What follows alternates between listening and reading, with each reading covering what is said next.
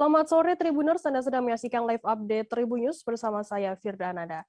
Sore ini kan kami sajikan informasi terkini dan menarik untuk Anda yang dilaporkan secara langsung oleh reporter kami di lapangan. Dan inilah live update selengkapnya.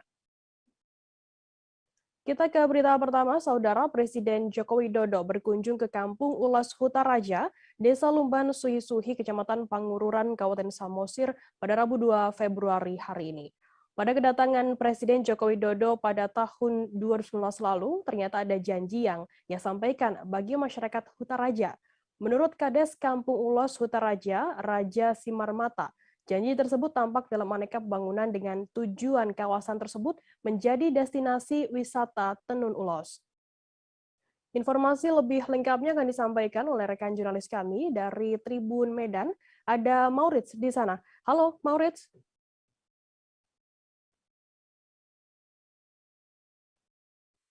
Halo, rekan Maurits. Halo, rekan Maurits.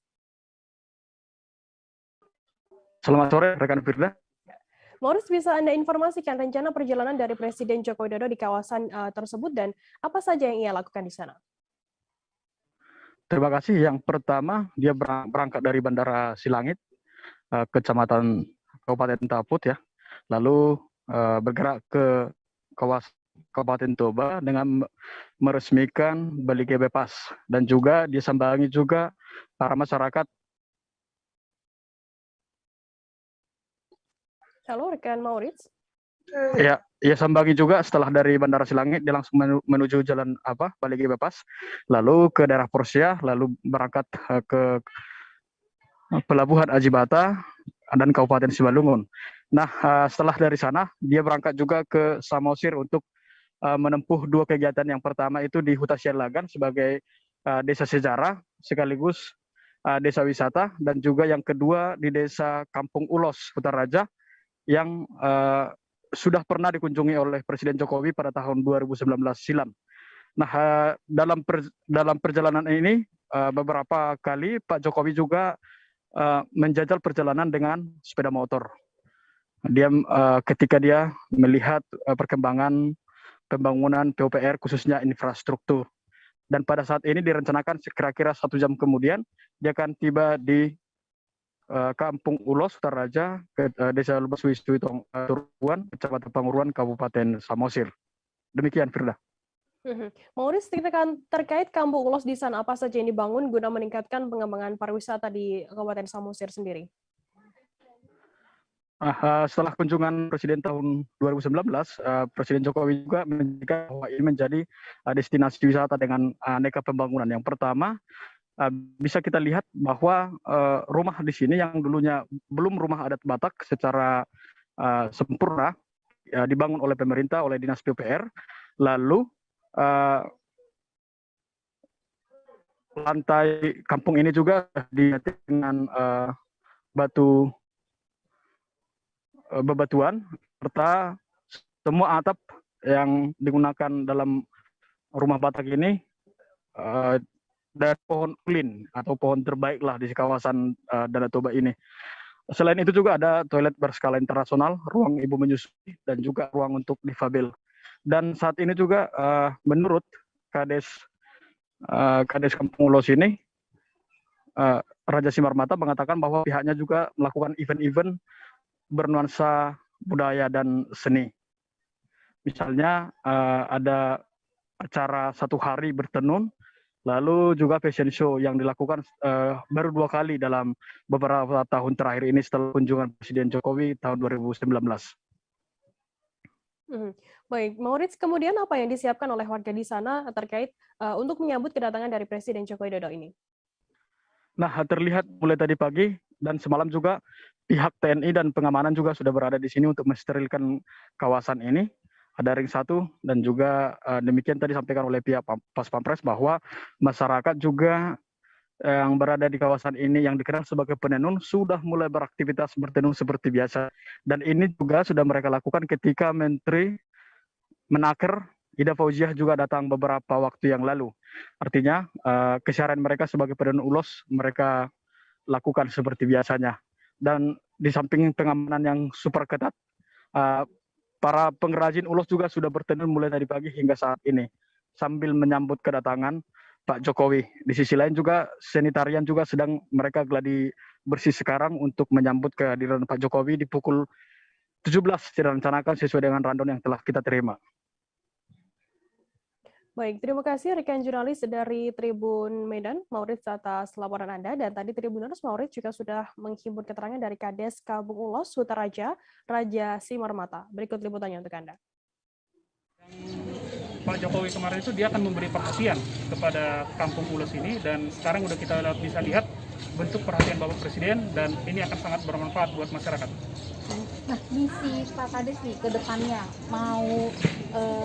mau seperti apa kampung ini dikembangkan? Yang pasti kita akan sesuai dengan arahan Bapak Presiden, kampung ini menjadi sebuah perkampungan wisata, kampung wisata tenun ulos. Di sini akan ada penenun untuk menghasilkan karya, dan dari desa juga kita punya event, di mana setiap Sabtu kita punya event namanya Martonun Sadari. Martonun Sadari itu artinya ibu-ibu menenun di depan rumahnya masing-masing sehingga dapat dikunjungi oleh wisatawan. Kemudian kita punya event tahunan, namanya Hitado Hutaraja. Hitado Hutaraja ini udah kita laksanakan untuk yang kedua kali. Hitado Hutaraja ini menampilkan potensi seni dan budaya yang ada di desa ini dan di kabupaten ini dipertunjukkan dalam sebuah kegiatan wisata. Seperti kemarin, di sini kita buat fashion show dengan menggunakan hasil tenunnya ibu-ibu. Bahkan pesertanya juga banyak warga daerah sini dan juga ibu-ibu penenun ulos sebagai pesertanya. Itu saya kira bisa menjadi daya wisata di desa ini. Kalau secara umum di Pulau Saman, Kampung Ulos Sutaraja ini meliputi pembangunan beberapa aspek seperti yang bisa kita lihat, ada galeri di depan yang sekaligus juga sebagai tourism information center. Yang kedua, pembangunan rumah adat yang baru yang tadinya di kampung ini ada yang belum rumah adat diganti jadi rumah adat baru. Yang berikutnya, semua atap rumah adat di sini diganti menggunakan kayu ulin. Yang berikutnya, kita punya toilet yang berstandar internasional, punya ruang ibu menyusui, punya untuk difabel juga. Berikutnya, di pantai kita punya coffee shop. Kita beralih ke informasi selanjutnya, Saudara. Hari pertama pindah pasca relokasi PKL di kawasan Malioboro, pedagang soto bernama Ambar hanya melayani sekitar 50 pembeli saja. Ditemui di teras Malioboro 2, Ambar menjelaskan, pada Rabu 2 Februari pagi hingga pukul 12 siang, pelanggannya hanya sesama pedagang kaki lima saja. Informasi lebih lengkapnya akan disampaikan oleh rekan jurnalis kami dari Tribun Jogja, ada Miftahul Huda di sana. Halo Huda. Ya, halo rekan Firda. Ya, Huda bisa Anda informasikan bagaimana update terkini untuk relokasi PKL Malioboro sendiri?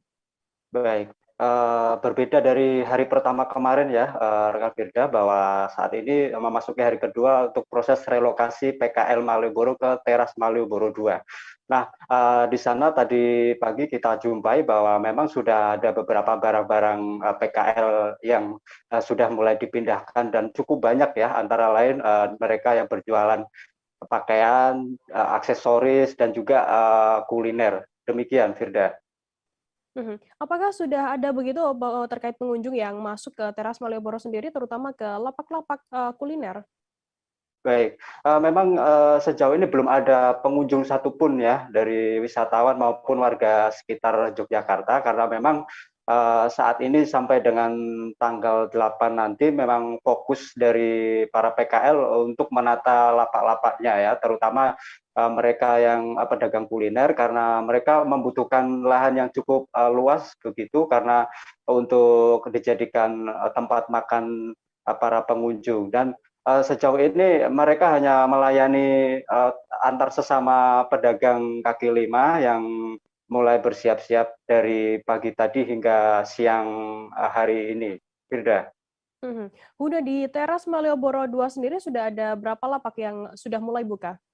Ya, pantauan kami memang sudah cukup banyak lapak yang mulai buka ya, antara lain dari pedagang baju, aksesoris, dan juga termasuk kuliner. Namun untuk pedagang kuliner hanya terlihat dua lapak saja yang mulai buka, yakni salah satunya diantara soto sapi milik Bu Ambar yang tadi memang mulai dari pukul 10 sampai dengan 12 siang itu hanya melayani 50 mangkuk begitu ya, Firda. Dan perlu kami informasikan bahwa ada hal menarik yang memang dialami para PKL, salah satunya yakni untuk terkait gerobak-gerobak lama para PKL yang cukup besar ukurannya, namun untuk disesuaikan di lapak baru tidak memungkinkan sehingga mereka menjual gerobak-gerobak itu dan memang banyak gerobak yang dilego oleh para PKL, Firda. Kemudian dari semenjak pindahnya PKL ini ke teras Malioboro II, apa yang dikeluhkan oleh para pedagang sendiri? Ya, macam-macam ya, Firda, bahwa memang rata-rata mereka mengeluhkan untuk fasilitas air karena terutama untuk pedagang kuliner sangat membutuhkan pasokan air yang lebih banyak dari para PKL lainnya karena di sana saat ini memang fasilitas air masih belum mencukupi sehingga hal itu banyak dikeluhkan oleh para PKL khususnya yang berjualan kuliner, Firda. Baik, terima kasih rekan jurnalis dari Tribun Jogja Miftahul Huda atas laporan Anda. Selamat bertugas kembali.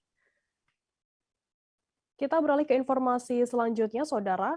Viral di media sosial, video menampilkan perundungan seorang gadis remaja berinisial A 17 tahun di Kabupaten Bangka Tengah.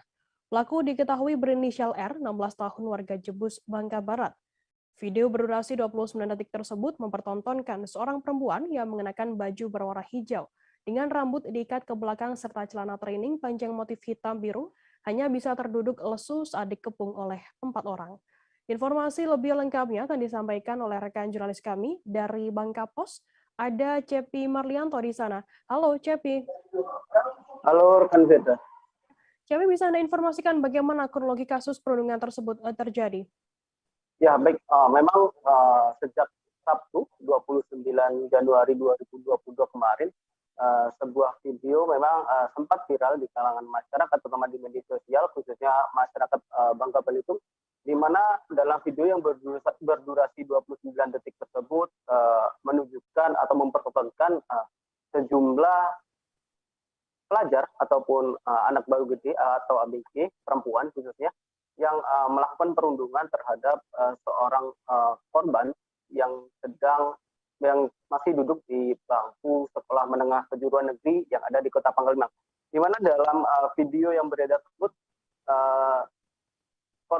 pelaku sendiri melakukan perundungan terhadap korban, di mana untuk kronologi sendiri memang hal itu terjadi di sebuah hutan yang ada di Kecamatan Pangkalan Baru, Kabupaten Bangka Tengah sekitar pukul 4 sore waktu Indonesia bagian Barat, di mana akibat kejadian tersebut atau perundungan tersebut korban sendiri mengalami luka lebam di sejumlah wajah dan beberapa bagian tubuh lainnya. Begitu rekan kita. CP, apa motif yang memicu perkelahian antar ABG ini? Apakah memang benar ada motif asmara di balik perundungan tersebut? Ya baik, memang setelah setelah pelaku berhasil diamankan oleh Satreskrim Polres Pangkal Pinang pada Senin 31 Januari 2021 kemarin, menurut keterangan dari Kasat Reskrim Polres Pangkal Pinang, AKP Adi Putra mengatakan bahwa di antara terduga pelaku maupun korban sendiri memang permasalahan itu begitu karena permasalahan asmara, di mana berebut cowok ataupun pasangan, di mana hubungan antara korban dan terduga pelaku ini memang berteman, di mana untuk korban sendiri merupakan warga Kota Pangkal Pinang, sedangkan terduga pelaku sendiri merupakan warga Jebus, Kabupaten Bangka Barat. Selain berteman, mereka juga memang sempat beberapa kali bertemu, di mana sebelum muncul insiden tersebut memang korban sendiri sempat mengalami cekcok dengan adik terduga pelaku. Begitu rekan kita. Apakah saat ini polisi sudah mengamankan para pelaku sendiri? Kabarnya juga sudah ada satu pelaku yang diamankan. Apakah memang hanya satu saja yang ditetapkan sebagai tersangka atau seperti apa, Cepi? Ya baik. Memang sampai saat ini juga pelaku memang sudah diamankan di Polres Pangkal Pinang.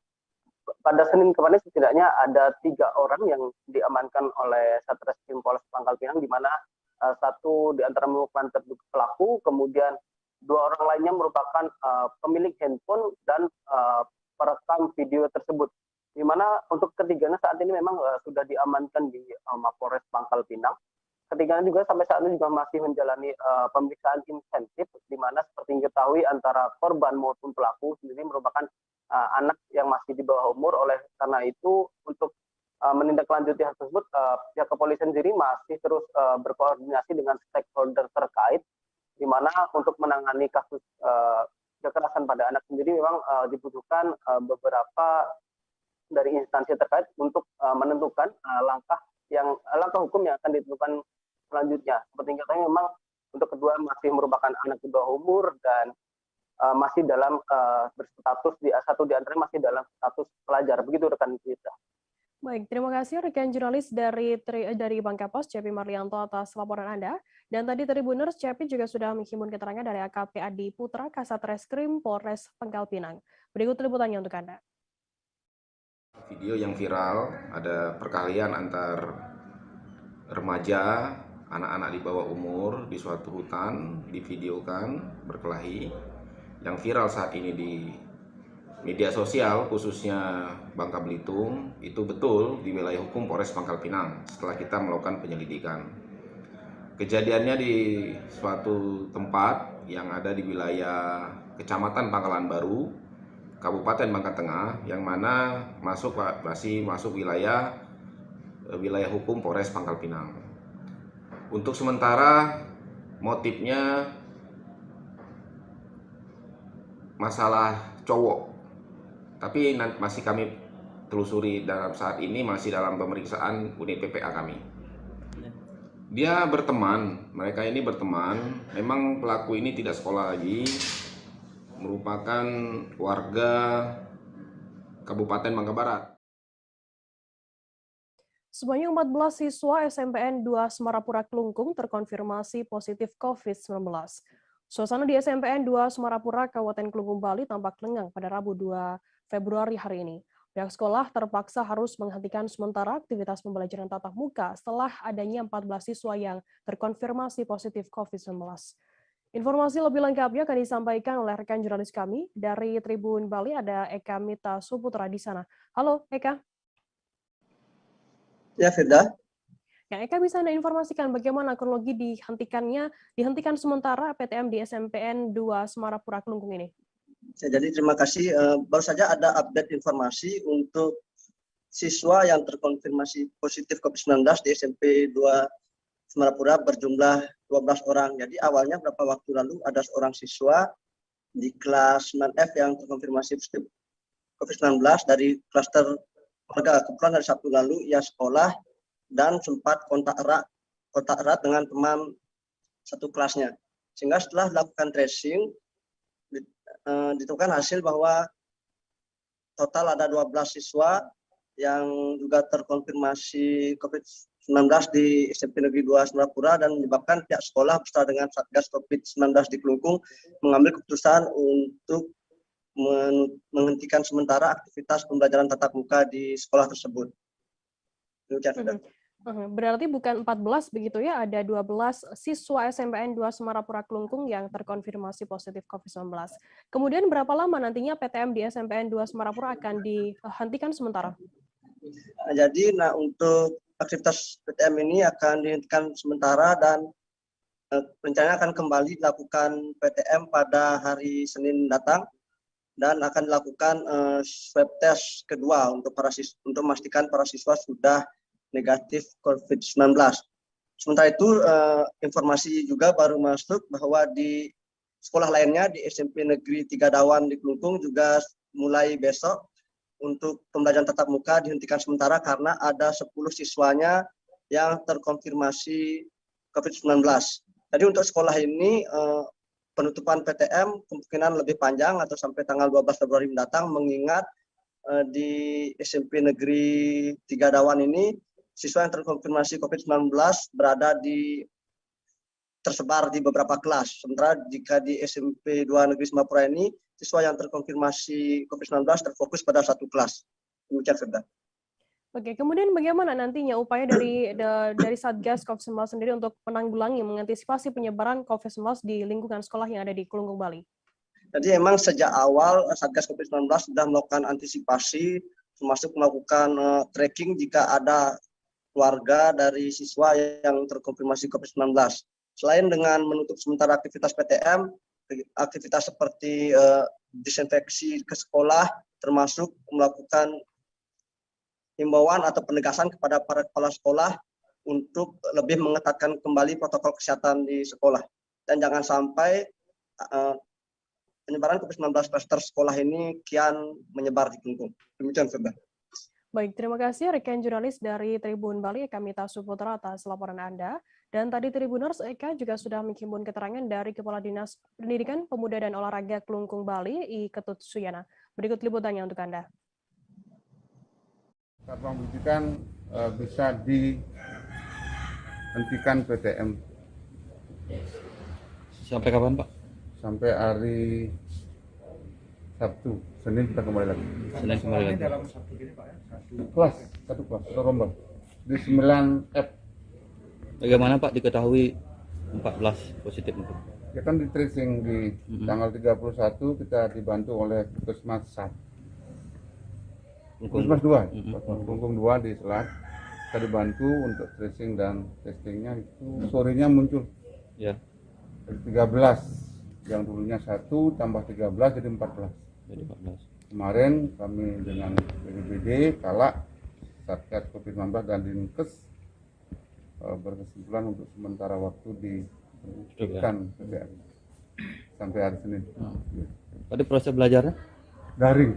Kita total ini sekarang guru-gurunya masuk semua. Ya. Kita tugaskan guru-gurunya standby di sekolah untuk memberikan materi pembelajaran lewat daring kepada seluruh siswa. Tapi yang terkonfirmasi positif niki sehat semua keadaannya, Pak? Atau bergejala? Ya, awalnya kan tidak tanpa gejala ini. Akhirnya setelah tanggal 31 ada berdebat, ada panas, muncullah kekhawatiran kita semua bahwa tanggal 31 malam ada informasi 13 itu terpapar. Sekarang diisolasi mandiri di masing-masing rumah. Ini awal dari klaster Di sekolah sampai saat ini mudah-mudahan tidak ada yang dari sekolah yang muncul. awal dari siswa yang manual itu ya? Iya, itu awalnya. Itu awalnya diinformasikan satu siswa hari Mapolres Sumeneb dikepung oleh 1.000 lebih kader Pergerakan Mahasiswa Islam Indonesia atau PMI se-Sumeneb pada Rabu 2 Februari hari ini sekitar pukul 10 pagi waktu Indonesia Barat. Seribuan kader aktivis PMI Sumeneb tersebut bersatu turun jalan melakukan aksi unjuk rasa di depan Mapolres Sumeneb, tepatnya di Jalan Raya Urip Sumoharjo, Desa Pabian, Kecamatan Kota. Para aktivis PMI ini mendesak Polres Sumeneb menindaklanjuti laporan PC PMII Sumeneb terkait dugaan pencemaran nama baik organisasi. Informasi lebih lengkapnya akan disampaikan oleh rekan jurnalis kami dari Tribun Madura, ada Ali Hafiz di sana. Halo, Ali. Baik, Firda. Ya, Ali, bisa Anda informasikan apa maksud dan tujuan para pendemo ini dari PMI ini se-Sumeneb untuk mendatangi Mapolres Sumeneb? Baik, Firda. Dari Sumeneb melaporkan bahwa ada 1000-an lebih kader aktivis dari Pergerakan Mahasiswa Islam Indonesia melakukan unjuk rasa di depan Mapolres Kabupaten Sumeneb, Madura. Hal ini maksud dan tujuannya adalah untuk mendesak Kapolres Sumeneb menindaklanjuti laporan dugaan pencemaran marwah organisasi besar Islam Indonesia, yakni PMII. Dari laporan tersebut, para ribuan kader yang bersatu di Kabupaten Sumeneb turun jalan untuk mengawal langsung bagaimana dugaan pencemaran nama baik, pencemaran marwah organisasi PMII itu segera ditindaklanjuti oleh Polres Sumeneb, Firda. Kemudian berdasarkan pantauan di lapangan, begitu bagaimana situasi dari pelaksanaan unjuk rasa yang dilakukan oleh PMII Sumeneb ini? Baik, Firda. Situasi dalam aksi turun jalan oleh ribuan kader yang bersatu di Kabupaten Sumeneb dari organisasi PMI itu berjalan aman, damai, dan dikawal ketat oleh pihak kepolisian. Namun sempat di hampir 1 jam menyampaikan orasi para kader PMI yang dikoordinatori langsung oleh Ketua PC PMI Kabupaten Sumeneb, Kutsianto. Sempat ada gesekan hanya beberapa detik saja. Itu yang disampaikan oleh komando tadi itu sebagai tanda peringatan bahwa organisasi besar PMI bukan main-main dan tidak main-main dalam melakukan gerakan-gerakan atau pergerakan PMI itu memang bukan organisasi yang diremehkan. Tetap tidak terjadi apapun, semua dalam aspirasi yang disampaikan berjalan lancar dan juga didengar langsung oleh Bapak Kapolres Sumeneb AKBP Rahman Wijaya. Firda. Apa saja mungkin bisa Anda informasikan lebih detail begitu terkait tuntutan apa saja yang disampaikan oleh para demonstrasi? Tuntutan yang disampaikan oleh kader pergerakan mahasiswa Islam Indonesia, yakni berawal dari keluarnya berita yang dinilai hoak ya, dari salah satu oknum wartawan atau oknum media online di Kabupaten Sumeneb, ini yakni berita yang dikeluarkan itu dianggap mencoreng marwah pergerakan mahasiswa Islam Indonesia. Dari hal itu, kader PMI Kabupaten Sumeneb menuntut bahwa berita yang dikeluarkan oleh salah satu oknum media online itu adalah berita hoaks, bukan berita yang bersumber, dan juga bukan berita yang benar-benar nyata yang disampaikan setelah melakukan pengkajian dari kader PMI tersebut. Dari itu, para kader melakukan laporan secara laporan kepada Polres Sumeneb karena nama baiknya telah tercoreng. Dari laporan itu menuntut Polres Sumeneb untuk mengusut tuntas oknum wartawan tersebut, dan juga berita yang dikeluarkan oleh salah satu media online itu adalah berita hoaks, dan juga meminta Kapolres Sumeneb tidak tebang pilih dalam melaksanakan atau menuntaskan kasus dugaan tersebut, Firda. Baik, terima kasih rekan jurnalis dari Tribun Madura Ali Hafiz atas laporan Anda. Dan tadi Tribuners, Ali juga sudah sempat menghimpun keterangan dari Kapolres Sumeneb, AKBP Rahman Wijaya terkait hal ini. Berikut liputannya untuk Anda. Mahasiswa Islam Indonesia khususnya Kabupaten Sumeneb, tentunya kita sebagai insan hamba Tuhan yang beriman dan bertakwa, pada kesempatan siang hari ini, marilah kita panjatkan puji syukur kepada Tuhan Yang Maha Esa. Alhamdulillah, pada kesempatan pagi hari ini, kita selalu tercurahkan limpahan rahmat dan taufik serta hidayahnya, sehingga bisa berkumpul bersama-sama dalam keadaan sehat walafiat. Dan saya banggakan, saya AKBP Rahman Wijaya SIK HMH selaku Kapolres Sumeneb mengucapkan selamat datang di Mapolres Sumeneb dalam rangka penyampaian aspirasi maupun pendapat di muka umum. Pada kesempatan siang hari ini ada beberapa hal yang perlu saya sampaikan. Yang pertama, saat ini khususnya wilayah Kabupaten Sumeneb masih pandemi COVID-19. Kami mengharapkan kepada rekan-rekan sekalian agar memahami, mempedomani protokol kesehatan. Kami pun juga sudah menyiapkan masker. Apabila rekan-rekan membutuhkan, silakan mengambil kepada pihak panitia. Kemudian yang kedua, rekan-rekan sekalian, kita ini adalah semuanya bermitra. Kami sering melaksanakan koordinasi, kami sering melaksanakan diskusi, kami sering bertemu bersama-sama dengan rekan-rekan sekalian. Kami menjamin, membantu dan mengamankan seluruh rangkaian kegiatan rekan-rekan sekalian, terutama dalam melaksanakan penyampaian pendapat di muka umum. Kemudian yang ketiga, Tribuners, seusai jeda kami akan kembali dengan informasi menarik lainnya, tetaplah di Live Update. Karena tidak ke situ kali ya, tapi kalau di Korea atau di Kamboja itu ada beberapa paper yang saya itu mas, ya dulunya tukang koran. Oh gitu ya, tukang koran. Ya saya baca itu Pak. Tuh kan pernah baca kan? Ya. Jadi kalau saya jadi pangdam itu udah bersyukur banget. Si anak ini dijadikan sebagai tersangka begitu. Ya kalau ini kita bicara yang di luar kasus Sebongombo ya. Dengan nama hujan shower, di mana terdapat batas jelas antara daerah hujan dan tidak hujan yang biasanya terjadi pada fase awal master stage atau tahap berbahaya dewasa. itu Kang. Jadi mulai artinya terjadinya perlembekan. Nah itu untuk penetrasi akan sulit. Gitu ya. Dok, saya ini menurut saya memang tidak mudah, bukan urusan tanah diambil. Kalau misalnya Amerika Serikat sekarang, Rasulullah mengatakan dalam sebuah hadis bahwa berpuasa di 6 hari Syawal itu. Oke, apa kabar Bang Arifki di sini untuk strateginya? Kalau saya sendiri di Jumit 37 ini yang semalam baru mulai, saya udah Sebenarnya aku nggak ngerasain penangkapan atau penggerbegan atau apapun itu, karena gitu posisinya aku kriteria. Jadi kita mengenal disebut dengan stroke yang tidak berdarah dengan stroke yang berdarah. Stroke yang tidak berdarah itu biasanya ditandai dengan adanya penyumbatan. Kalau itu terjadi di sini mungkin pikirnya tidak ke situ kali ya, tapi kalau di Korea atau di Kamboja itu ada beberapa paper yang saya itu mas, ya dulunya tukang koran. Oh gitu ya, tukang koran. Ya saya baca itu Pak. Tuh kan pernah baca kan? Ya. Jadi kalau saya jadi pangdam itu udah bersyukur banget. Si anak ini dijadikan sebagai tersangka begitu.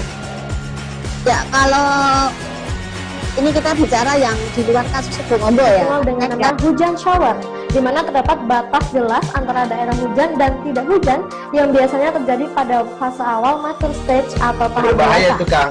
Jadi mulai artinya terjadinya perlembekan. Nah itu untuk penetrasi akan sulit. Gitu ya. Dok, saya ini menurut saya memang tidak mudah, bukan urusan tanah diambil.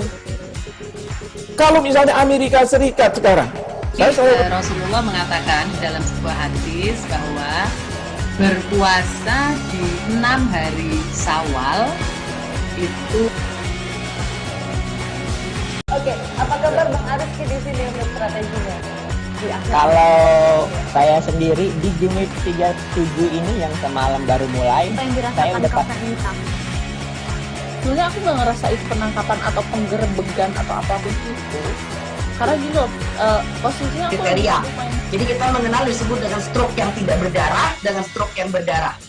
Stroke yang tidak berdarah itu biasanya ditandai dengan adanya penyumbatan. Kalau itu terjadi di sini mungkin pikirnya tidak ke situ kali ya, tapi kalau di Korea atau di Kamboja itu ada beberapa paper yang saya itu mas, ya dulunya tukang koran. Oh gitu ya, tukang koran. Ya saya baca itu. Terima kasih Anda masih bersama kami di Live Update. Kita beralih ke informasi selanjutnya, Saudara. Kepala Staf Angkatan Laut KSAL Laksamana TNI Yudo Margono memimpin upacara serah terima jabatan atau sertijab 7 jabatan strategis di lingkungan TNI Angkatan Laut di Mabesal Cilangkap, Jakarta Timur pada Rabu 2 Februari. Sertijab 7 jabatan strategis tersebut dilaksanakan berdasarkan keputusan Panglima TNI nomor 66 garing 1 Romawi garing 2022 tanggal 21 Januari 2022 tentang pemberhentian dan pengangkatan dalam jabatan di lingkungan TNI. Selain itu, KSAL juga menjawab sejumlah isu terkini terkait dengan tugas pokok dan fungsi TNI AL. Informasi lebih lengkapnya akan disampaikan oleh rekan jurnalis kami dari tribunnews.com, ada Gita Irawan. Halo, Gita. Halo, rekan Firda. Gita, bisa Anda informasikan jabatan apa saja yang diserah terimakan oleh KSAL pada hari ini? Ya, rekan Firda dan Tribuners dimanapun berada, bisa disampaikan bahwa tadi memang Kepala Staf Angkatan Laut memimpin upacara serah terima jabatan 7 jabatan strategis di lingkungan TNI AL di Markas Besar Angkatan Laut Cilangkap. Dari 7 jabatan strategis tersebut, diantaranya adalah Komandan Pusat Hidro-Oceanografi TNI AL atau Danpos Hidrosal, saat ini dijabat oleh Laksdia TNI Nur Hidayat. Kemudian Komandan Komando Pembinaan Doktrin, Pendidikan dan Latihan TNI Angkatan Laut atau dan Kodiklatal. Saat ini dijabat oleh Majen TNI Marinir Soehartono. Kemudian jabatan berikutnya adalah Gubernur Akademi Angkatan Laut. Saat ini dijabat oleh Laksda TNI Denny Hendrata. Kemudian Kepala Dinas Potensi Maritim TNI AL atau Kadis Potmar Angkatan Laut kini dijabat oleh Brigjen TNI Marinir Andi Rukman. Kemudian Kepala Dinas Psikologi TNI Angkatan Laut atau Kadisial kini dijabat oleh Laksma TNI Edi Krisnamurti. Kemudian Kepala Dinas Pembinaan Mental TNI Angkatan Laut atau Kadis Bintal kini dijabat oleh Laksma TNI Darojat Hidayat. Yang terakhir adalah Kepala Rumah Sakit TNI Angkatan Laut Dr. Ramelan kini dijabat oleh Kolonel Laut Gigih Imanta. Demikian. Bagaimana latar belakang pendidikan dan penugasan para pejabat baru di lingkungan TNI AL tersebut, Gita? Ya, bisa disampaikan memang dari 7 pejabat tersebut berasal dari lulusan Akademi Angkatan Laut yang berbeda-beda tahun gitu ya. Misalnya ada satu dari Akademi Angkatan Laut Angkatan 1989, yang kemudian 3 orang dari Angkatan 1988, yang satu kemudian dari Angkatan 1987, dan yang termuda adalah dari Akademi Angkatan Laut 1993. Kemudian terkait dengan riwayat jabatannya sendiri memang juga beragam. Misalnya saja dari Dan Pushidrosal, sebelumnya Laksdia TNI Nur Hidayat itu menjabat sebagai Dan Kodiklatal. Kemudian untuk Dan Kodiklatal yang saat ini, Majen TNI Marinir Soehartono, sebelumnya itu menjabat sebagai Komandan Korps Marinir gitu ya. Demikian, Firda. Gita, bisa Anda jelaskan apa saja isu-isu terkini yang dijawab oleh KSAL Laksamana TNI Yudo Margono? Ya, bisa disampaikan ada sejumlah isu memang yang dijawab. Salah satu diantaranya adalah terkait dengan penghapusan KRI gitu ya. Pekan lalu Kepala Staf Angkatan Laut Yudo Margono sempat menghadiri rapat kerja di Komisi 1 DPR, kemudian menyampaikan TNI AL berencana untuk menghapus 22 kapal perangnya gitu ya, karena terkait dengan kondisi dan usia yang sudah tidak layak lagi pakai. Nah, tadi disampaikan bahwa ada 9 dari 22 tersebut yang jenisnya kapal angkut tank gitu yang akan dihapus juga secara bertahap. 9 itu dihapus karena memang umurnya sudah 40 tahun begitu, sudah tidak layak digunakan. Nah, dari 9 tersebut yang 4 sudah dihapus, kemudian yang 5 sedang dalam proses penghapusan. Namun demikian, Kepala Staf Angkatan Laut Yudo Margono juga sudah memastikan bahwa ketika 9 kapal angkut tank tersebut dihapus, sekarang sudah ada gantinya di tahun ini gitu ya. Karena yang 7 sudah ada penggantinya, kemudian yang 2 akan selesai di tahun ini. Selain itu juga Kepala Staf Angkatan Laut juga menyampaikan terkait antisipasi dari penyebaran Omikron.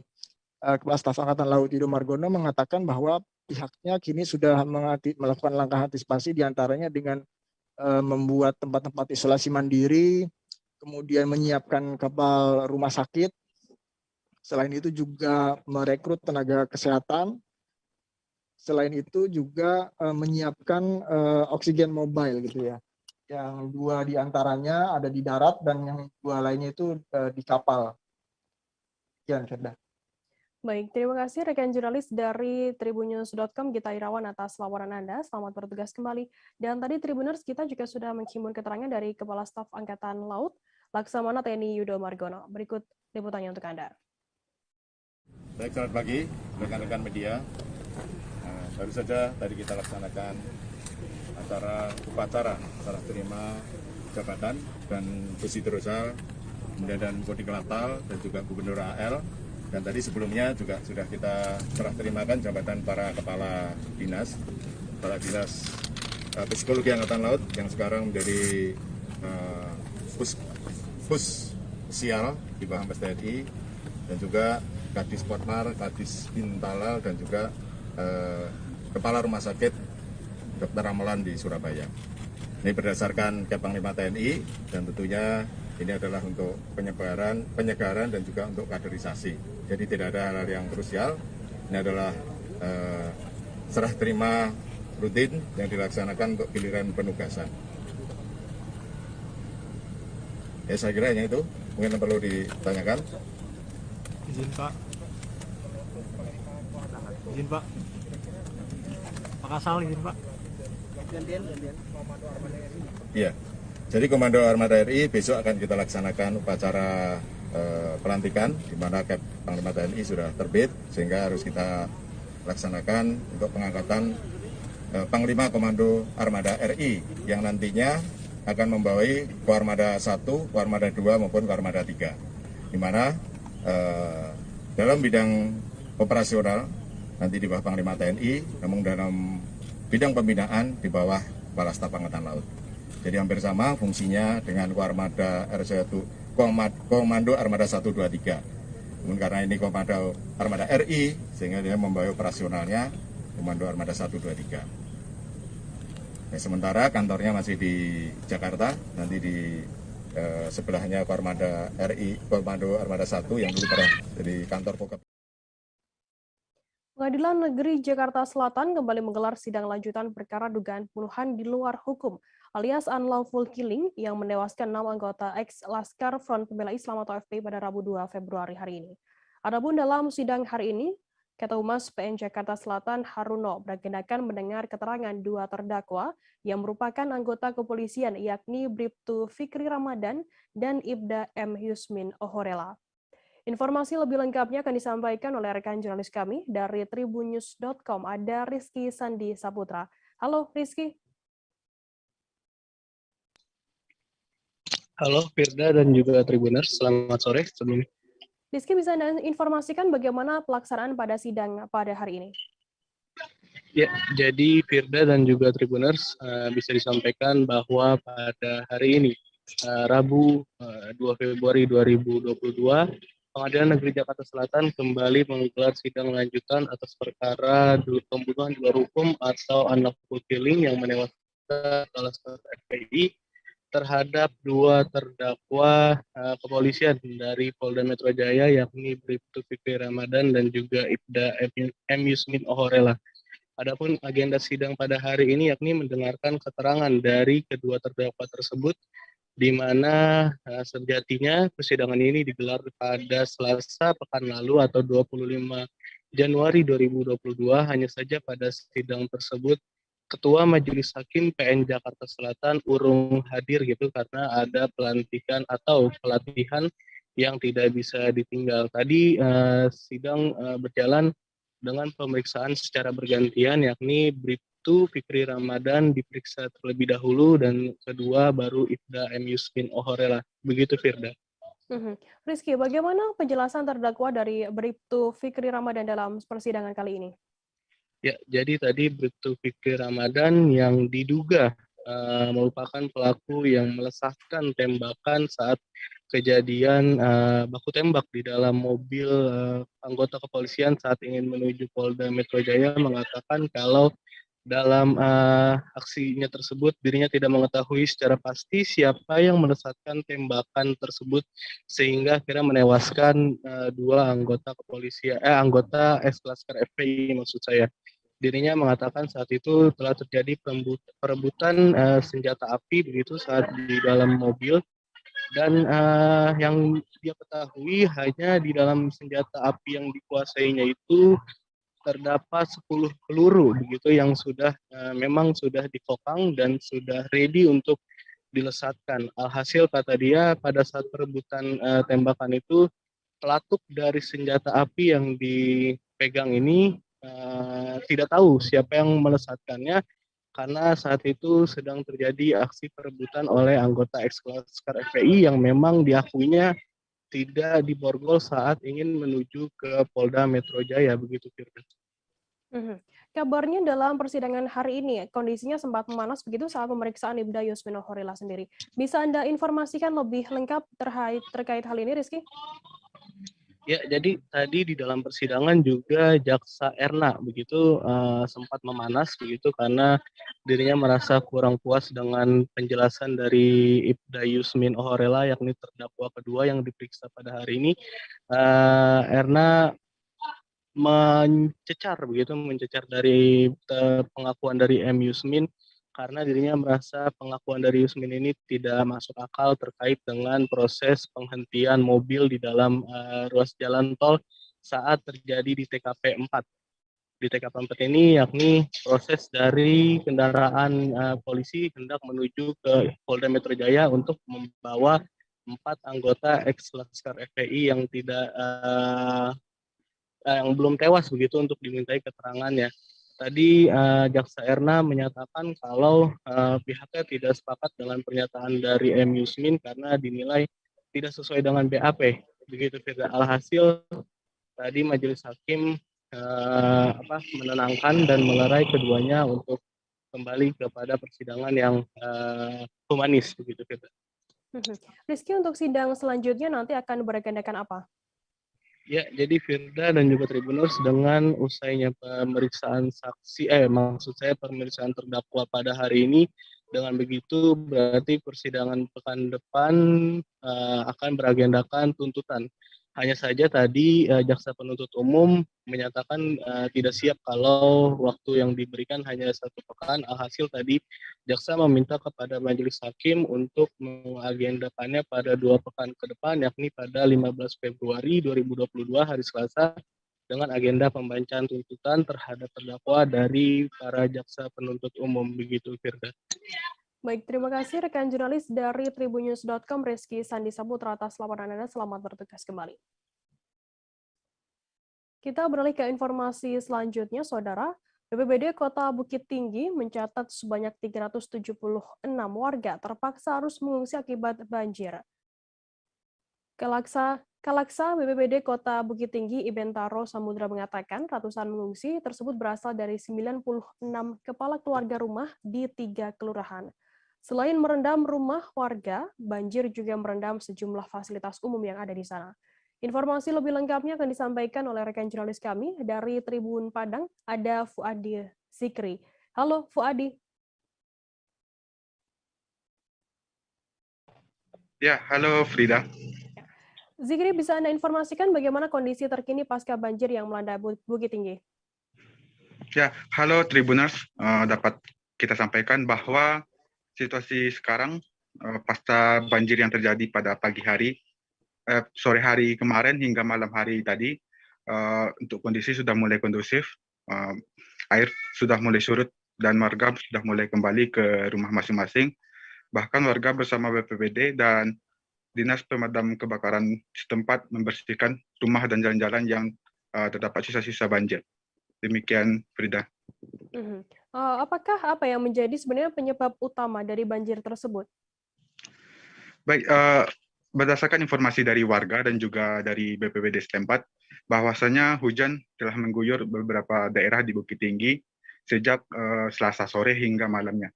Nah, dengan begitunya tingginya intensitas hujan dan tingginya debit air tidak tertampung oleh drainase-drainase yang ada sehingga meluap dan menggenangi rumah warga. Demikian, Frida. Apakah warga di sana yang sebelumnya mengungsi juga sudah kembali ke rumah masing-masing saat ini? Berdasarkan pantauan Tribun, tadi di lokasi semua warga sudah mulai kembali ke rumahnya dan semua warga sudah mulai kembali beraktivitas seperti sedia kala setelah dinas terkait bersama warga bergotong royong membersihkan sisa-sisa banjir yang ada di sekitar rumah warga dan juga pemukiman dan jalan-jalannya. Demikian, Firda.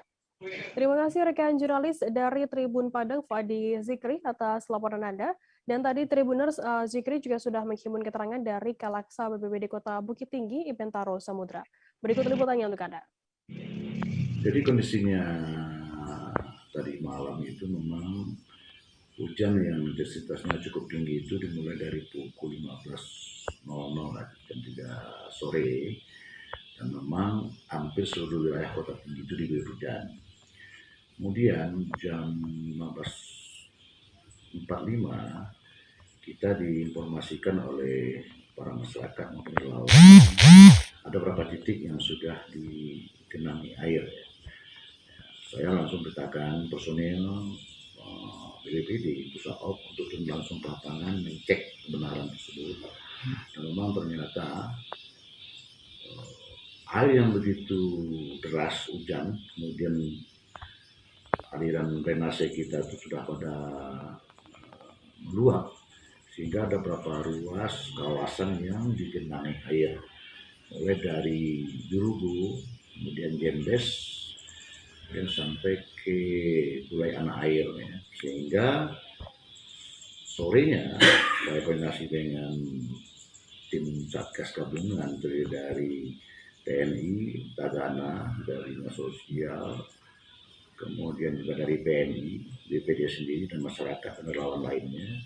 Ada beberapa masyarakat yang kita evakuasi menggunakan perahu karet di daerah Pulau Air yang kurang lebih 60 kakak dengan 210 jiwa yang terdampak. Yang memang ketinggian air itu mulai dari 30 cm ada yang lebih 1 meter. Ya. Dan hujan ini memang sudah diperingatkan oleh BMKG sebelumnya, akan ada beberapa wilayah di Sumatera Barat termasuk ini yang sore harinya curah hujannya itu bisa lebat dan cukup tinggi. Diminta daerah untuk mewaspadai, dan kita memang sudah siap siaga juga BPD terkait dengan hal-hal yang. Kita beralih ke Jawa Tengah, Saudara. Penetapan harga eceran tertinggi minyak goreng sebesar Rp11.500 per liternya mulai 1 Februari justru membuat resah sebagian pedagang di Banjarnegara. Pasalnya pedagang baik di tingkat grosir maupun eceran masih menyimpan stok minyak goreng dengan harga lama. Sementara sebagian besar mereka belum menerima suplai minyak goreng satu harga dari Selas. Informasi lebih lengkapnya akan disampaikan oleh rekan jurnalis kami dari Tribun Jateng, ada Khairul Muzaki. Halo Khairul. Ya, halo. Selamat sore, Frida. Khairul, bisa Anda informasikan mengapa ada pedagang sampai histeris menangis begitu di pasar Banjarnegara ketika harga minyak diturunkan? Ya, ini berawal dari kabar atau pengumuman dari pemerintah yang menetapkan HET minyak goreng sebesar Rp14.000 per liter. Ini ternyata membuat sejumlah pedagang itu panik. Terutama mereka yang sudah terlanjur menimbun minyak goreng dengan harga lama ya dengan jumlah yang sangat banyak. Nah, salah satunya seorang pedagang dari Kebutuh, Kecamatan Pagedongan, Banjarnegara, dia terlanjur menimbun 200 dus. 200 itu kalau dinominalkan itu hampir nyaris 50 juta. Nah, pedagang itu sempat mencurahkan hatinya, mencurahkan kesusahannya kepada pedagang lain di Pasar Induk Banjarnegara dengan menangis karena dia sudah terlanjur menyetok 200 dus dengan harapan dia akan memperoleh keuntungan ketika minyak itu nanti akan dikeluarkan pada menjelang Lebaran. Karena tren minyak goreng selama ini dalam beberapa bulan terakhir itu kan naik terus. Jadi dia berasumsi atau berkeyakinan bahwa minyak goreng ke depannya akan naik-naik terus sampai menjelang Lebaran. Sehingga dia berani berspekulasi untuk menimbun minyak goreng sebanyak itu sampai 200 dus. Jadi demikian, Beda. Apakah semua pedagang di Pasar Induk di Banjarnegara saat ini sudah mendapatkan suplai minyak goreng murah? Ya, dari pantauan Tribun di lapangan kemarin, ternyata sebagian besar pedagang mungkin belum mendapatkan suplai minyak goreng dengan harga sesuai HET yang ditetapkan pemerintah. Ini terwakili dari salah satu pedagang yang kami wawancarai, yaitu Bu Ipung di Pasar Induk Banjarnegara. Dia mengaku belum mendapatkan suplai minyak goreng murah. Sementara pedagang seperti Ibu Ipung justru masih memiliki stok minyak yang cukup banyak, yaitu sebanyak 9 dus, sehingga dia sendiri juga kebingungan untuk menjualnya dengan ketika ditetapkan dengan harga 14.000. Ketika dia menjual dengan harga 14.000, otomatis pedagang akan merugi sekitar antara 4.000 sampai 5.000. Untuk kasus Bu Ipung dan mungkin pedagang lain juga, karena banyak yang belum mendapatkan minyak goreng murah, mereka memutuskan untuk menjual dengan harga lama, dengan resiko akan ditinggalkan oleh pelanggan. Jadi di Pasar Induk Banjarnegara, menurut informasi dari Ibu Ipung, hanya baru segelintir pedagang atau dia menyebut bahkan satu pedagang yang dia mendapatkan stok minyak goreng murah sebanyak 40 dus, itu pun hanya habis dalam hitungan jam kemarin. Demikian, Bida. Kemudian bagaimana dampak kebijakan tersebut bagi para masyarakat yang ada di Banjar sendiri? Ya, dampak dari kebijakan penetapan HET minyak goreng 14.000 itu ternyata berdampak bukan hanya ke masyarakat tapi juga pedagang. Dari pedagang sendiri, banyak pedagang yang mengalami kepanikan karena mereka masih memiliki stok bahkan sampai 200 dus, ada yang 80 dus, 10 dus, dan bervariasi untuk masing-masing pedagang dari tingkat eceran sampai tingkat grosir. Mereka rata-rata masih punya stok minyak dengan harga lama. Sementara belum ada tanda-tanda dari sales pabrik untuk menarik produk mereka yang ada di pedagang dan menggantinya dengan produk baru dengan harga yang sesuai di ketetapan dari pemerintah. Sementara di sisi lain, mereka kesulitan untuk mendapatkan suplai dari sales yang memiliki minyak goreng dengan harga sesuai HET dari pemerintah. Sementara dari masyarakat sendiri, masyarakat juga mengalami kepanikan atau istilah lainnya panic buying. Mereka karena sudah ada yang mendapatkan minyak goreng murah, tapi banyak masyarakat lain yang belum mendapatkan. Akhirnya mereka saling berebut berburu ke toko yang menyediakan minyak goreng murah. Demikian, Beda. Baik, terima kasih rekan jurnalis dari Tribun Jateng, Khairul Muzaki, atas laporan Anda. Dan tadi Tribuners, Khairul juga sudah menghimpun keterangan dari pedagang pasar induk Banjarnegara bernama Ipung. Berikut liputannya untuk Anda. Masih harga lama, 19. Ya karena stokan lama ya Mas. Kecuali ada pemberitahuan bukan lah ya. Masih 9 karton. Ya. Iya, kecuali ada yang nanggung lah ya. Halo Mas.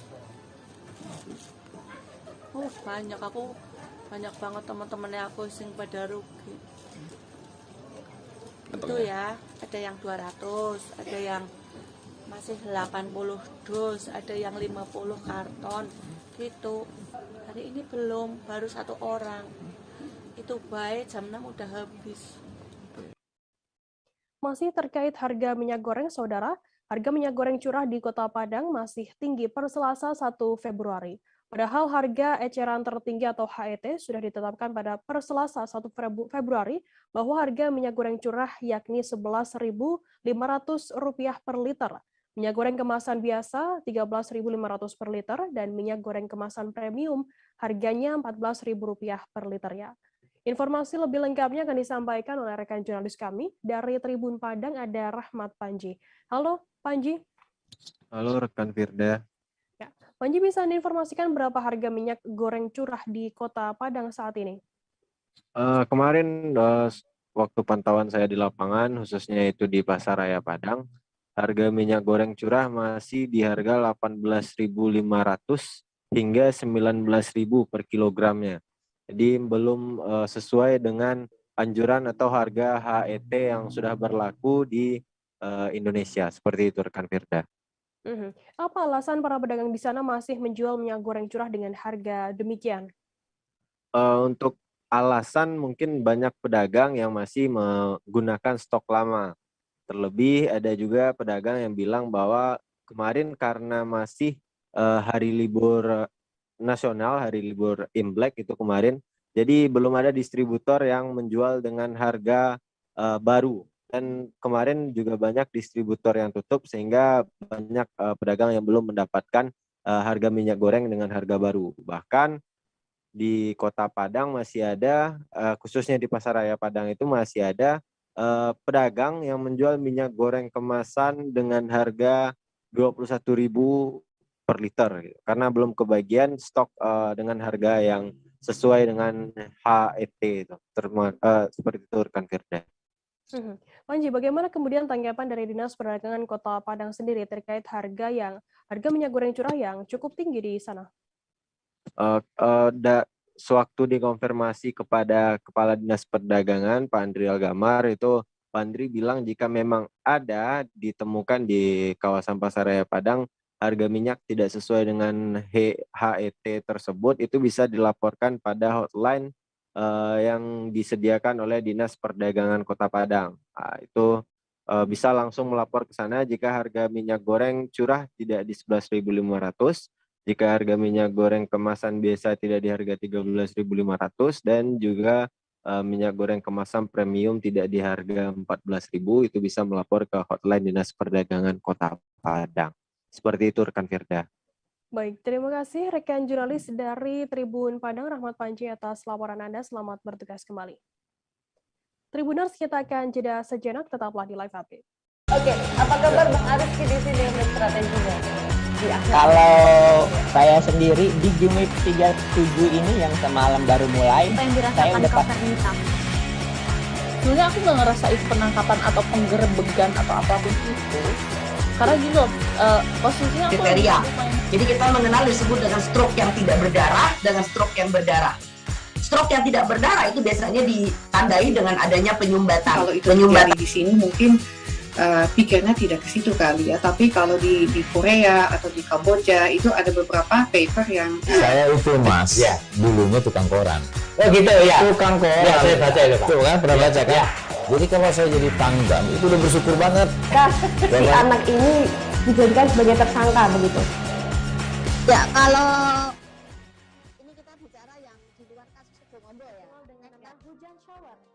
terdapat batas jelas antara daerah hujan dan tidak hujan yang biasanya terjadi pada fase awal mature stage atau tahap berbahaya itu Kang. Jadi mulai artinya terjadinya perlembekan. Nah itu untuk penetrasi akan sulit. Gitu ya.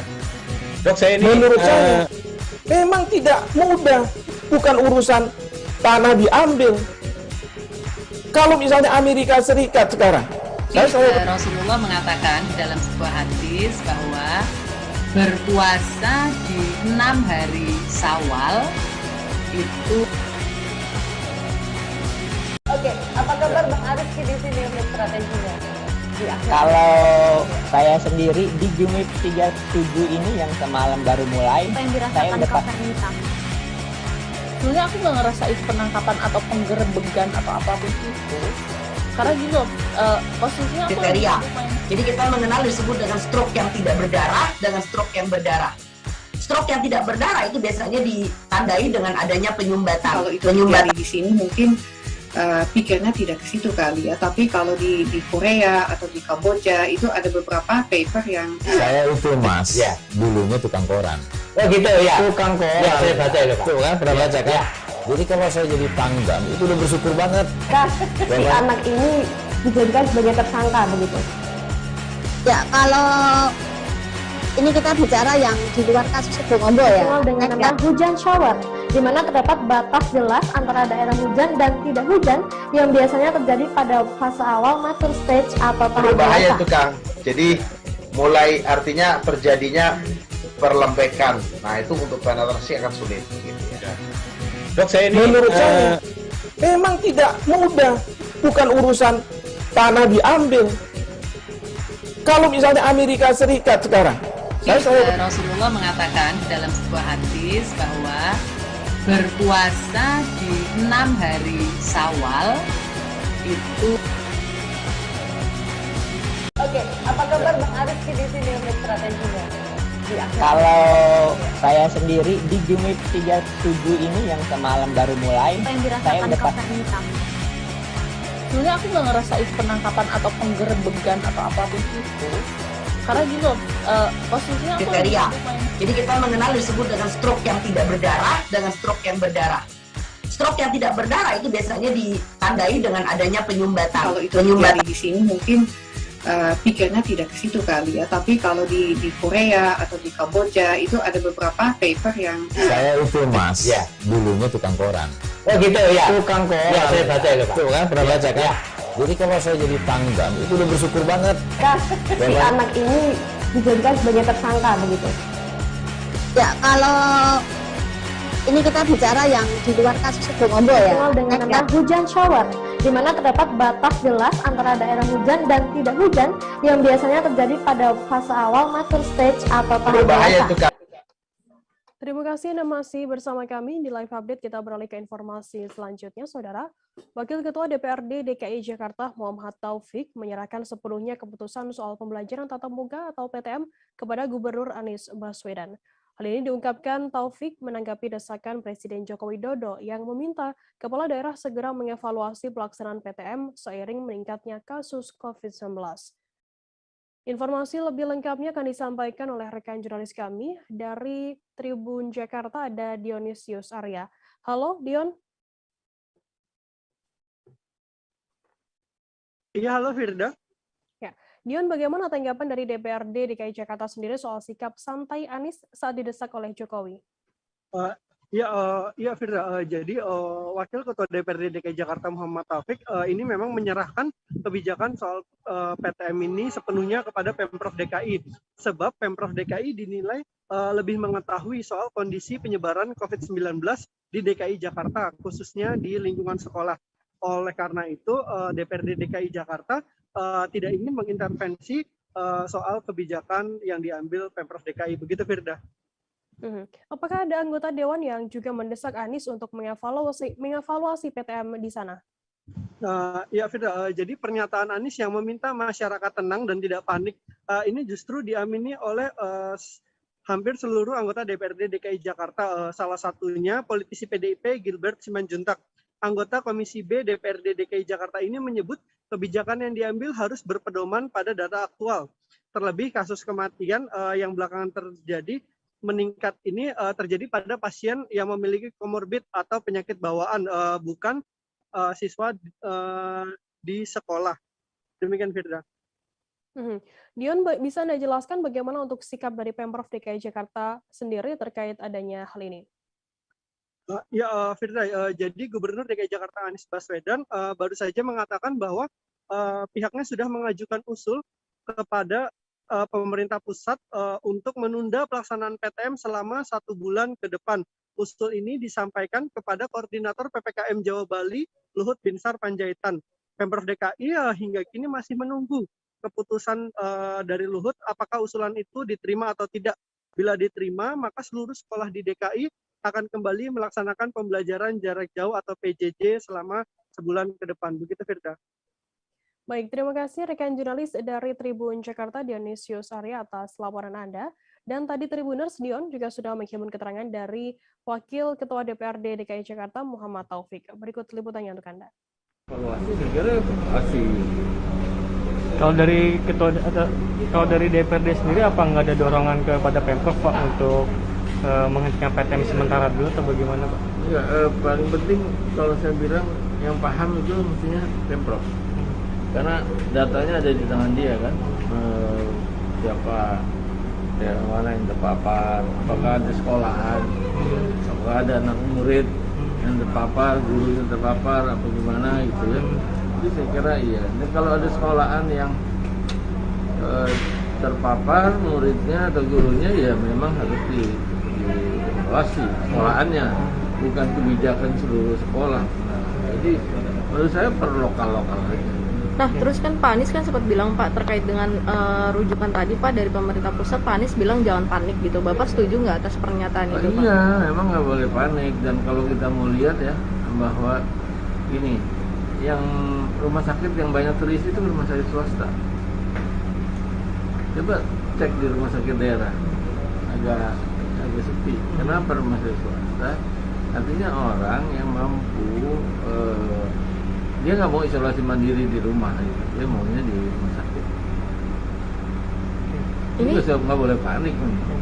Kalau ada permintaan dari masyarakat Pak untuk menghentikan PTM sementara itu, jadi ya, sikap DPRD bagaimana? Kalau saya sih gini, evaluasi, tapi tadi saya bilang jangan kebijakan seluruh DKI, tapi yang itu aja lokal-lokal aja, misalnya SD 0 sekian ada yang terpapar, itu gitu loh.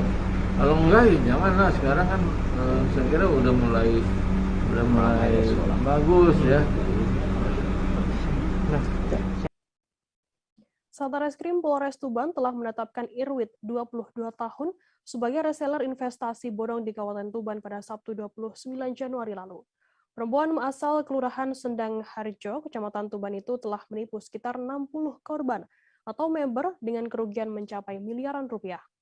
Informasi lebih lengkapnya akan disampaikan oleh rekan jurnalis kami dari surya.co.id, ada Sudarsono. Halo Sudarsono.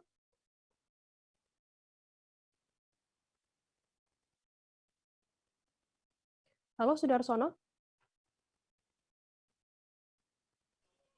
Halo, Rekan, ya, bisa Anda informasikan total berapa kerugian yang dialami oleh para korban sendiri? baik Firda, dari serangkaian proses penyidikan yang dilakukan oleh Satreskrim Polres Tuban, dari 60 korban yang sudah terdata, kerugian mencapai 4 miliar lebih, sebagaimana yang disampaikan saat rilis. Hingga kini sudah diwujudkan untuk apa saja hasil dari penipuan tersebut? Sebagaimana disampaikan Kapolres Tuban, AKBP Darman, dari hasil penipuan tersebut, setidaknya Irwit ini sudah mewujudkan dalam wujud 3 barang, diantaranya sepeda motor Scoopy, iPhone 13 Pro Max, dan lemari es. Sedangkan untuk aset-aset yang lain hingga kini belum diketahui atau masih dalam penelusuran kepolisian. Namun apabila ditemukan aset-aset lain, baik berupa rumah atau hal lainnya, maupun kendaraan dan sejenisnya yang berkaitan dengan kaitan penipuan, tentu ini akan menjadi barang bukti nantinya. Bisa masuk dalam penyitaan, begitu.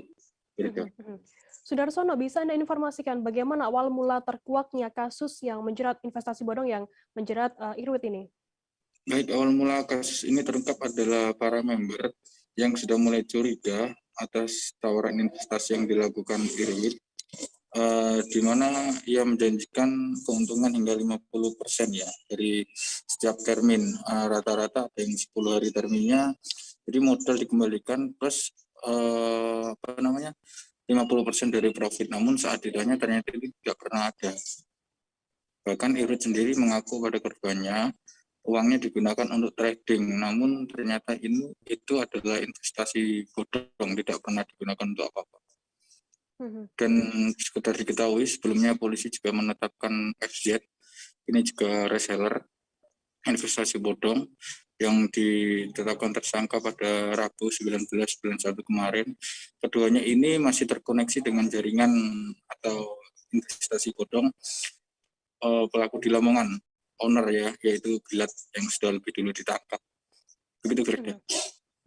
Untuk saat ini dari pelaku Irwit sendiri terancam pidana berapa tahun penjara? Dari hasil gelar perkara yang beberapa alat bukti juga yang sudah dikumpulkan oleh Satreskrim, Irwit terancam pasal 372, 378 KUHP tentang penipuan dan penggelapan, ancaman 4 tahun penjara. Baik, terima kasih rekan jurnalis dari surya.co.id, Sudarsono, atas laporan Anda. Dan tadi Tribuners, Sudarsono juga sudah menghimpun keterangan dari AKBP Darman, Kapolres Tuban. Berikut liputannya untuk Anda. Dia membelikan sebuah motor, kemudian membelikan iPhone, kemudian lemari es dan yang lain digunakan untuk pribadi. Harapan saya pada seluruh korban segera melapor saja Kapolres biar teridentifikasi jumlah kerugian dan siapa tahu ada kemungkinan tersangka lainnya. Korban yang melapor tentunya akan bertambah juga nilai kerugian, kan? Namun dari 60 saksi korban ini kita identifikasi jumlahnya 4 miliar. Dan asetnya masih ada atau gimana pengakuannya sekarang? Kalau rumah dan aset yang lain masih kita telusuri, tentunya harus kita identifikasi apakah rumah aset yang lain itu hasil dari penipuan ini. Apakah bisa disita? Kalau ada kaitannya pasti kita sita, tapi kalau nggak ada kaitannya ya kita tidak bisa. Namun bagi pelapor masyarakat beri kepada kami, beri waktu, kita akan identifikasi terus. Agak susah ya. Namun ini kan ke atas ya, nanti akan larinya juga akan tersangka yang ada di Lamongan itu. Dan 4M tadi operasionalnya sejak kapan, Bang?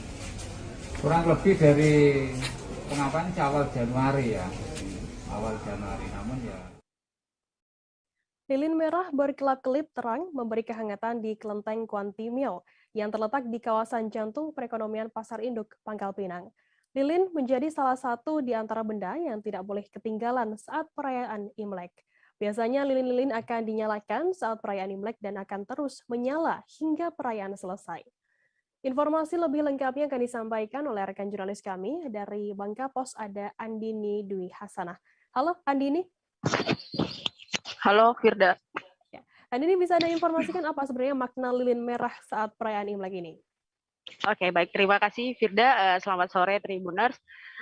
Berdasarkan informasi yang kami himpun, memang lilin merah ini tidak asing ya kita lihat ketika perayaan Imlek, atau Imlek ini lebih dikenal kalau di Bangka Belitung itu dengan sebutan Kongyan. Ini bahasa Cina Kok yang ada di Bangka Belitung. Nah, lilin merah ini seperti tidak ketinggalan, seperti kayak kita Lebaran itu ketupat berwarna hijau itu menjadi identik saat kita Lebaran Idul Fitri. Begitu juga dengan lilin merah ini ketika perayaan Imlek, lilin merah yang ukurannya dari kecil sampai sebesar tubuh orang dewasa, ini selalu identik dan menghiasi saat perayaan Imlek, apalagi pas malam Imlek, pas puncak malam Imlek itu. Nah, lilin merah ini tidak sembarangan lilin, Firda. Jadi lilin merah ini memiliki makna bagi orang Cina sebagai penerang kehidupan mereka selama 1 tahun ke depan.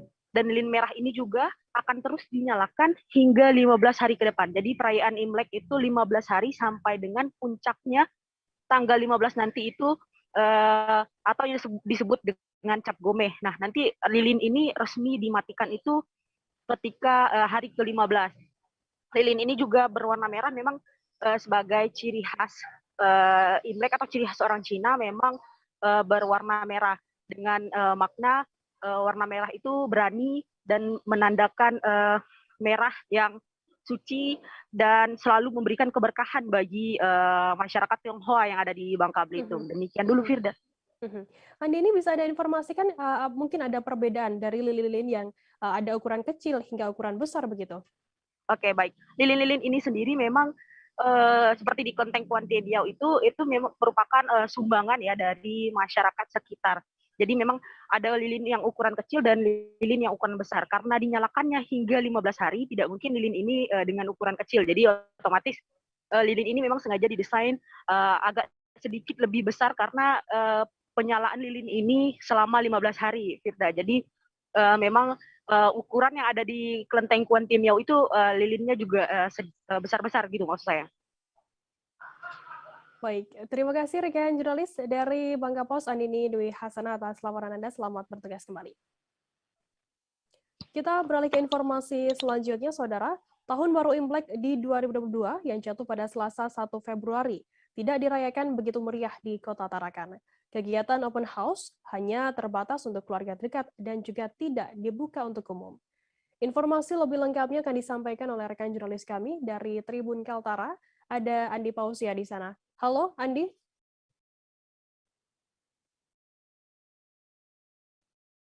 Halo, rekan Andi. Ya, halo rekan Firda.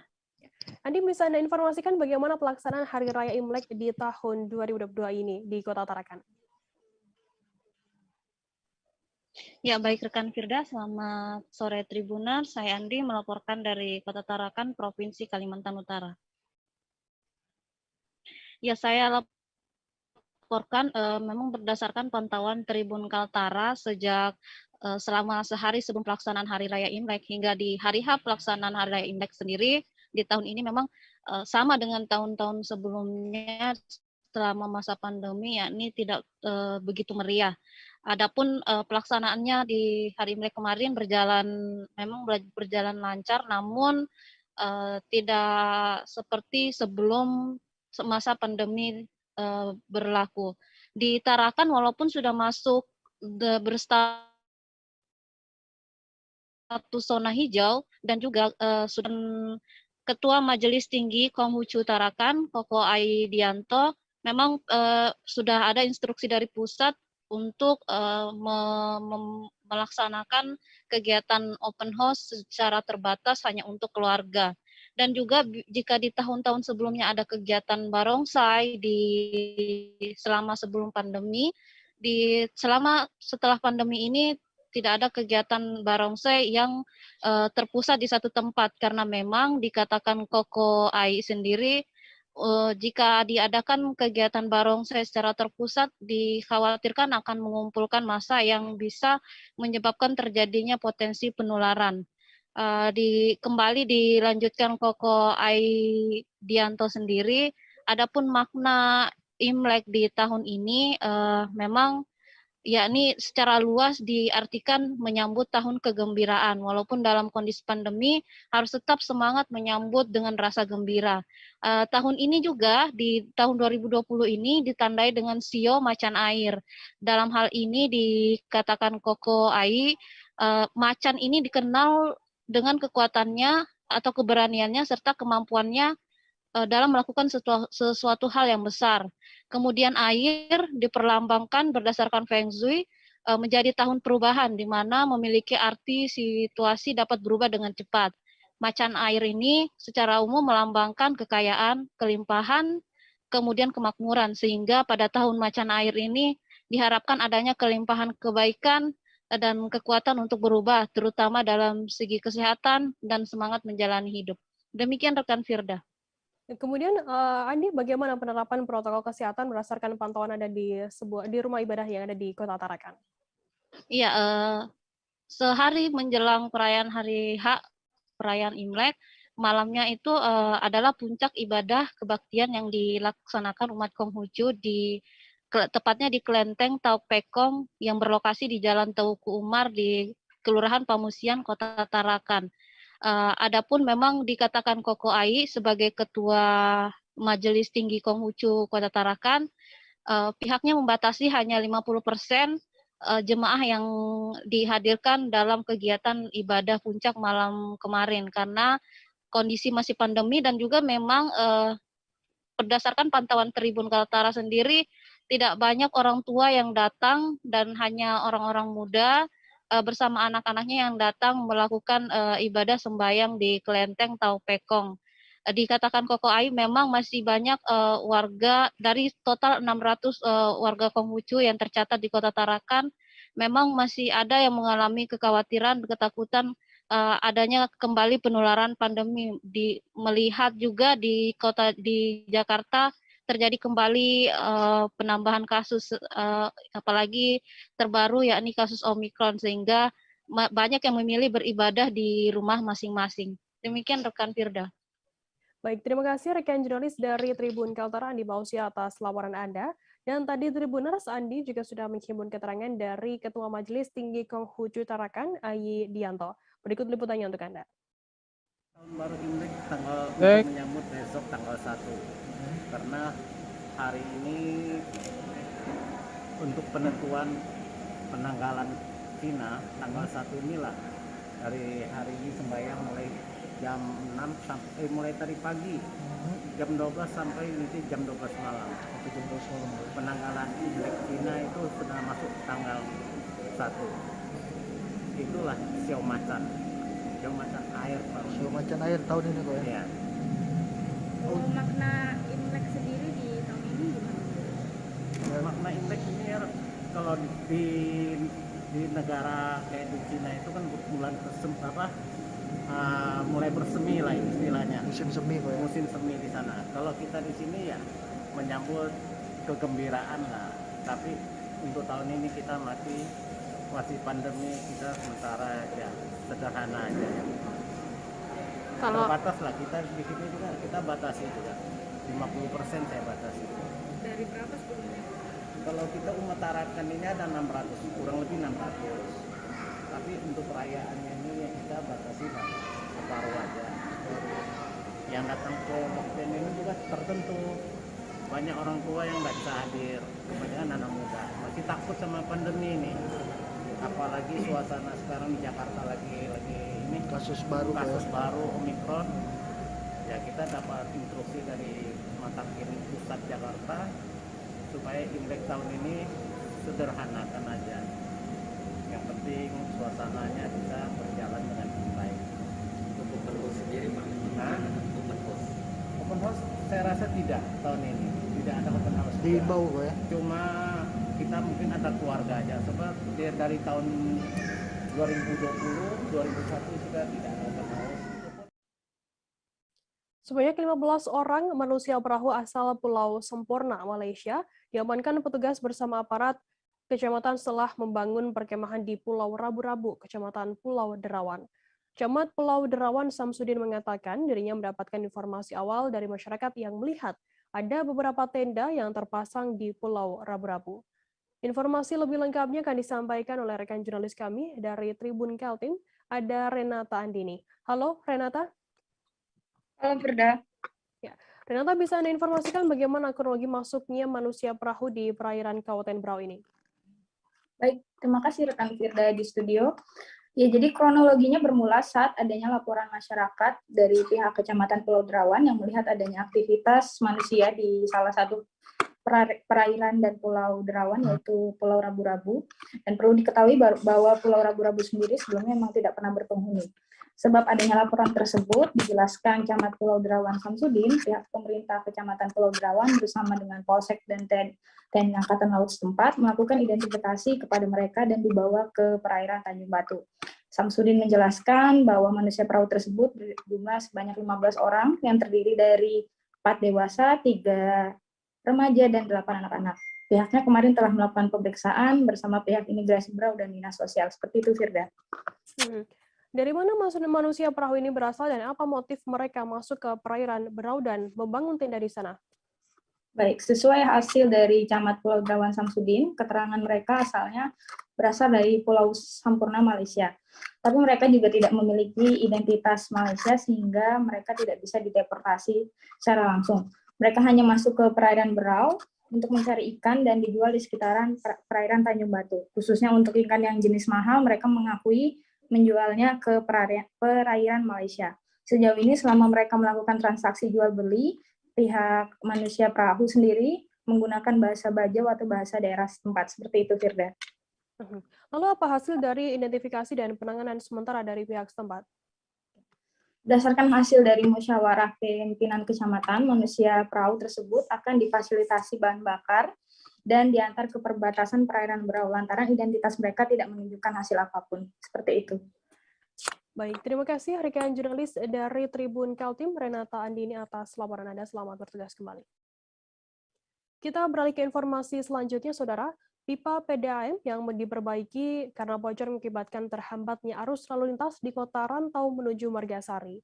Kemacetan juga terjadi akibat tanah di lokasi tersebut belum keras dan menyebabkan tanah amblas karena dilintasi mobil angkutan berat. Informasi lebih lengkapnya akan disampaikan oleh rekan jurnalis kami dari Banjarmasin Pos, ada Stanislaus ini. Halo, Stain. Halo rekan Stain. Halo, Firda. Stain, bisa Anda informasikan bagaimana situasi terkini terkait pecahnya pipa PDAM di Simpang 4 Ranggaman Tapin ini? Baik, Firda dan juga Tribuners, dapat saya laporkan dari Kabupaten Tapin, rangkaian peristiwa pecahnya pipa PDAM di Simpang 4 Ranggaman, Kelurahan Kupang, Kecamatan Tapin Utara, Kabupaten Tapin ini. Sampai detik ini pihak PDAM masih melakukan perbaikan terhadap bocornya pipa tersebut yang mengakibatkan tanah atau aspal yang dilalui kendaraan itu amblas. Jadi pantauan kami terakhir di lapangan, situasi terkini memang masih dilakukan perbaikan. Seperti itu, Firda. Kemudian bagaimana pengalihan arus lalu lintas di lokasi kejadian? Peristiwa atau kejadian ini sebetulnya terjadi di subuh hari tadi pagi, tapi karena secepatnya langsung ditangani oleh pihak yang berwenang, dalam hal ini PDAM dan juga Lantas, sehingga dari informasi yang kami himpun di lapangan, dari pihak Lantas ke Polres Tapin itu sudah membuat rekayasa lalu lintas dengan menyediakan 2 space di bahu jalan, kiri dan kanan bahu jalan, sehingga arus lalu lintas dari Kota Rantau ke Margasari dan sebaliknya bisa secara perlahan-lahan melewati bahu jalan sebelah kiri dan kanan jalan. Seperti itu, Firda.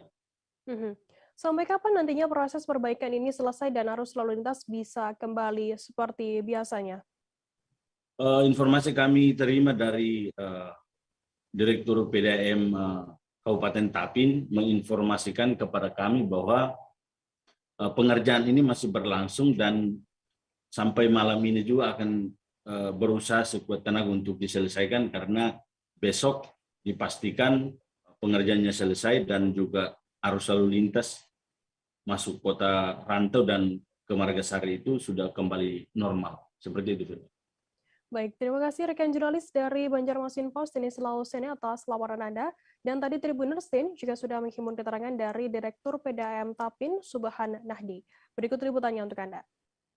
Cuman keburu tadi truk yang bermuatan berat melintas, padahal ada sudah larangan untuk jangan melintas karena belum ada pengerasan tanahnya. Kalau sudah pengerasan pakai santung sudah beres. Hari ini selesai, Pak? Insya Allah. Tadi perbaikan jam berapa, Pak? Perbaikan tadi malam. Kebetulan lalu lintas ada banyak, jadi tadi malam sudah selesai. Kalau untuk kebutuhan pipanya sudah selesai tadi malam. Nah, cuma ini karena tanahnya masih lembek, ada truk yang kecebur. Ya. Informasi tadi sekaligus menutup perjumpaan kita dalam live update hari ini. Jangan lupa saksikan terus live update di seluruh kanal YouTube dan Facebook Tribun Network. Saya Firanana, wakil kru petugas pamit undur diri. Terima kasih dan sampai jumpa. Jangan lupa like, subscribe, dan share ya.